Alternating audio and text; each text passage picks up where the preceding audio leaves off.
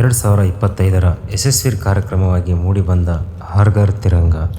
ನಮಸ್ಕಾರ ಸ್ನೇಹಿತರೆ, ನಮ್ಮ ಯೂಟ್ಯೂಬ್ ಚಾನಲ್ಗೆ ನಿಮ್ಮೆಲ್ಲರಿಗೂ ಆತ್ಮೀಯ ಸ್ವಾಗತ. ಕೇಸರಿ, ಬಿಳಿ, ಹಸಿರು, ಮಧ್ಯದಲ್ಲಿ ಕಂಗೊಳಿಸುತ್ತಿರುವ ಅಶೋಕ ಚಕ್ರ. ಈ ಮೂರು ಬಣ್ಣಗಳು ಬರೀ ಬಣ್ಣಗಳಲ್ಲ, ಪ್ರತಿಯೊಬ್ಬ ಭಾರತೀಯನ ಭಾವನೆ ಮತ್ತು ಹೆಮ್ಮೆ.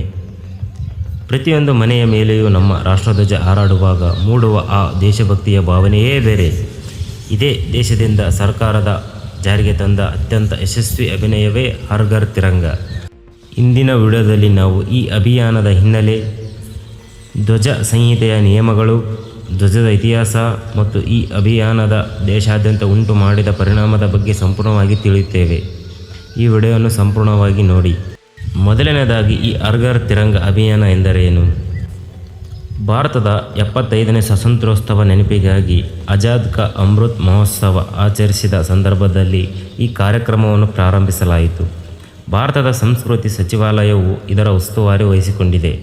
ಸರಳವಾಗಿ, ಧ್ವಜಾರೋಹಣ ಎಂದರೆ ಸರ್ಕಾರಿ ಕಚೇರಿಗಳು, ಶಾಲಾ ಕಾಲೇಜುಗಳಲ್ಲಿ ಮಾತ್ರ ನಡೆಯುತ್ತದೆ ಎಂಬ ಭಾವನೆ ಇತ್ತು. ಆದರೆ ಈ ಅಭಿಯಾನದ ಮುಖ್ಯ ಉದ್ದೇಶ, ದೇಶವನ್ನು ಪ್ರತಿಯೊಬ್ಬ ನಾಗರಿಕನೂ ಮನೆಯ ಬಾಗಿಲಿಗೆ ತಲುಪಿಸಲಾಗುವುದು. ಜನರು ಮತ್ತು ರಾಷ್ಟ್ರಧ್ವಜದ ನಡುವೆ ವೈಯಕ್ತಿಕ ಹಾಗೂ ಭಾವನಾತ್ಮಕ ಸಂಬಂಧವನ್ನು ಬೆಳೆಸುವುದು. ಪ್ರತಿಯೊಬ್ಬ ಭಾರತೀಯನು ತನ್ನ ಮನೆಯ ಮೇಲೆ ಗೌರವದಿಂದ ಧ್ವಜ ಹಾರಿಸಿ ದೇಶ ಪ್ರೇಮವನ್ನು ಮೆರೆಯುವುದೇ ಇದರ ಆಶಯವಾಗಿದೆ. ಈ ಅಭಿಯಾನದ ಬಗ್ಗೆ ಮಾತನಾಡುವಾಗ ನಮ್ಮ ಪ್ರೀತಿಯ ರಾಷ್ಟ್ರಧ್ವಜ ಹುಟ್ಟಿಕೊಂಡ ಇತಿಹಾಸವನ್ನು ಸ್ಮರಿಸುವುದು ಬಹಳ ಮುಖ್ಯ.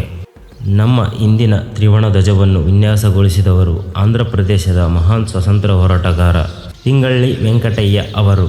1921ರಲ್ಲಿ ಗಾಂಧೀಜಿ ಅವರ ಸಮ್ಮುಖದಲ್ಲಿ ಧ್ವಜದ ಮಾದರಿ ರೂಪಿಸಲಾಯಿತು. ಆ ಬಳಿಕ ಹಲವಾರು ಬದಲಾವಣೆಗಳು ಕೂಡ. ಜುಲೈ 22, 1947ರಂದು ಭಾರತದ ಸಂವಿಧಾನ ಸಭೆಯಲ್ಲಿ ಈ ತ್ರಿವರ್ಣ ಧ್ವಜವನ್ನು ಭಾರತದ ಅಧಿಕೃತ ರಾಷ್ಟ್ರಧ್ವಜವನ್ನಾಗಿ ಅಂಗೀಕರಿಸಲಾಯಿತು. ಕೇಸರಿ ಬಣ್ಣ ಧೈರ್ಯ ಮತ್ತು ತ್ಯಾಗದ ಸಂಕೇತವಾದರೆ, ಬಿಳಿ ಬಣ್ಣ ಶಾಂತಿ ಮತ್ತು ಸತ್ಯದ ಸಂಕೇತ, ಹಸಿರು ಸಮೃದ್ಧಿ ಮತ್ತು ನಂಬಿಕೆಯ ಸಂಕೇತವಾದರೆ, ಅಶೋಕ ಚಕ್ರ ಧರ್ಮ ಹಾಗೂ ನಿರಂತರ ಪ್ರಗತಿಯ ಸಂಕೇತವಾಗಿತ್ತು. ಕೊನೆಯದಾಗಿ ಹೇಳಬೇಕಾದರೆ, ಹರ್ ಘರ್ ತಿರಂಗ ಎಂಬುದು ಬರೀ ಒಂದು ದಿನದ ಅಥವಾ ಒಂದು ವಾರಕ್ಕೆ ಸೀಮಿತವಾದ ಕಾರ್ಯಕ್ರಮವಲ್ಲ. ಇದು ನಮ್ಮ ದೇಶದ ಸಾರ್ವಭೌಮ, ಏಕತೆ ಮತ್ತು ವೈವಿಧ್ಯತೆಯಲ್ಲಿ ಎತ್ತಿ ಹಿಡಿಯುವ ನಿರಂತರ ಪ್ರಕ್ರಿಯೆಯಾಗಿದೆ. ಬನ್ನಿ, ನಾವೆಲ್ಲರೂ ನಮ್ಮ ರಾಷ್ಟ್ರಧ್ವಜಕ್ಕೆ ಗೌರವ ಸಲ್ಲಿಸೋಣ, ದೇಶದ ಪ್ರಗತಿಗೆ ಶ್ರಮಿಸೋಣ. ಜೈ ಹಿಂದ್, ಜೈ ಕರ್ನಾಟಕ. ಈ ವಿಡಿಯೋ ನಿಮಗೆ ಇಷ್ಟವಾದರೆ ಖಂಡಿತವಾಗಿ ಲೈಕ್ ಮಾಡಿ, ನಿಮ್ಮ ಗೆಳೆಯರಿಗೆ ಶೇರ್ ಮಾಡಿ ಮತ್ತು ಸಬ್ಸ್ಕ್ರೈಬ್ ಆಗೋದನ್ನು ಮರಿಬೇಡಿ. ಧನ್ಯವಾದಗಳು.